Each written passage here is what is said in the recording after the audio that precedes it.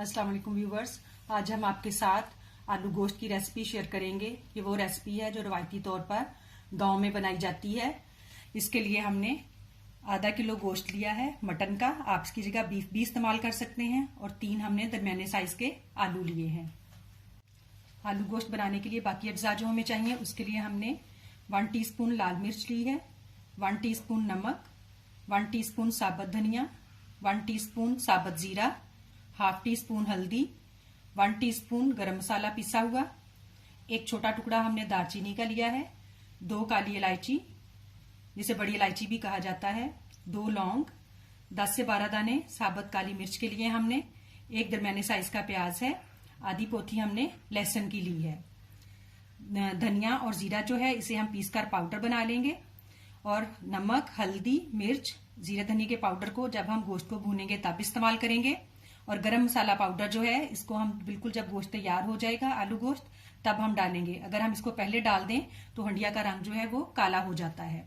बाकी ये तमाम अज्जा जो हैं, दालचीनी, काली इलायची जिसे बड़ी इलायची कहते हैं, लौंग, काली मिर्च, प्याज और लहसुन, इसे हम गोश्त के साथ डालकर गलने के लिए रख देंगे। हाफ कप हम कुकिंग ऑयल का इस्तेमाल करेंगे। सालन की गार्निशिंग के लिए हम 4 सब्ज मिर्चें और थोड़े से धनिए का इस्तेमाल करेंगे।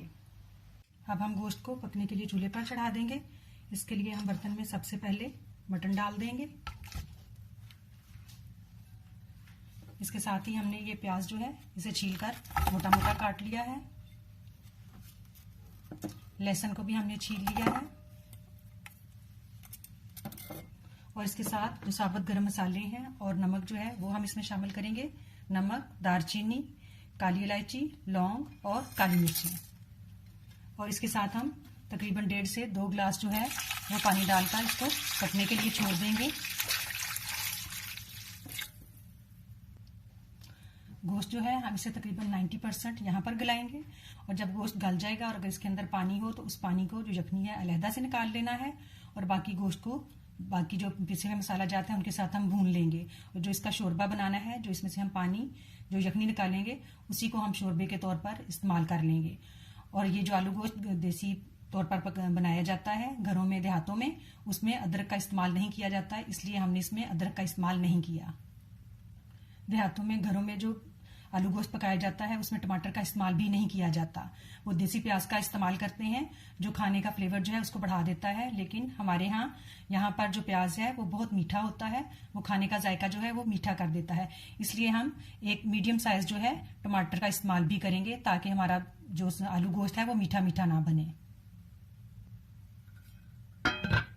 अब हम इसे पकने के लिए छोड़ देंगे।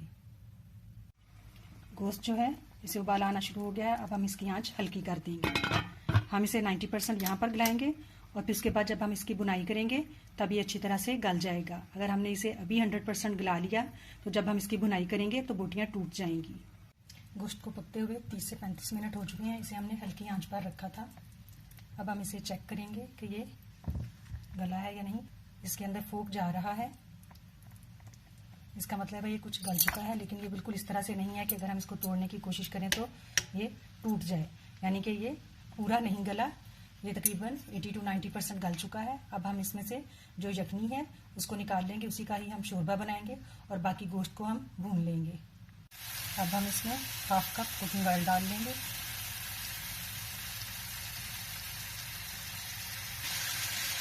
जीरा और धनिया हमने पीस लिया है, ये डाल लेंगे।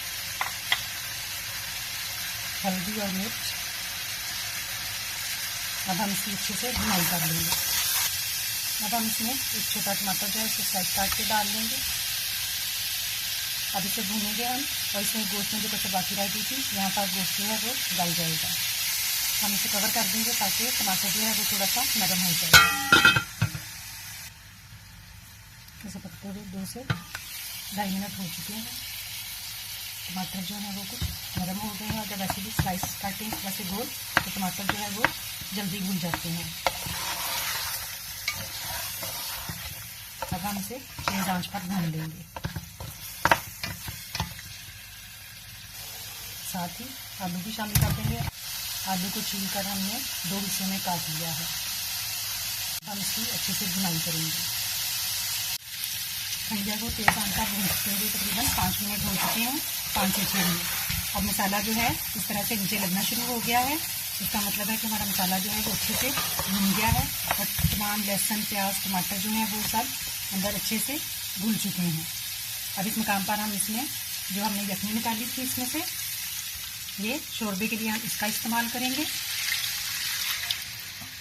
और हमारे पास जो यखनी है वो शोरबे के लिए काफ़ी नहीं है, इसके साथ हम थोड़ा सा पानी का इस्तेमाल भी करेंगे।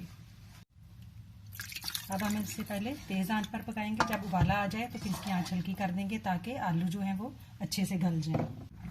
हमारे आलू गोश्त को पकते हुए तकरीबन 18 से 20 मिनट हो चुके हैं। इसका शोरबा जो है वो भी पक गया है। आलू और गोश्त दोनों जो हैं वो अच्छे से गल चुके हैं। अब हम इस मुकाम पर इसमें सब्ज़ मिर्चें भी डाल देंगे और गरम मसाला डाल देंगे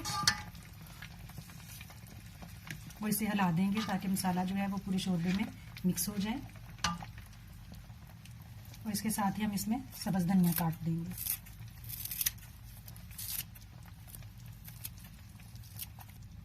अब हम इसे हिला देंगे ताकि धनिया जो है वो अंदर अच्छे से मिक्स हो जाए। अगर हम इसे हिलाएंगे नहीं, यूं ही ढकना दे देंगे तो धनिया जो है वो काला हो जाएगा।